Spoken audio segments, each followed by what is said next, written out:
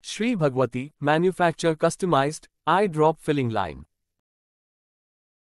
An eye drop filling line is a specialized production setup designed for the automated filling, capping, and packaging of eye drop bottles.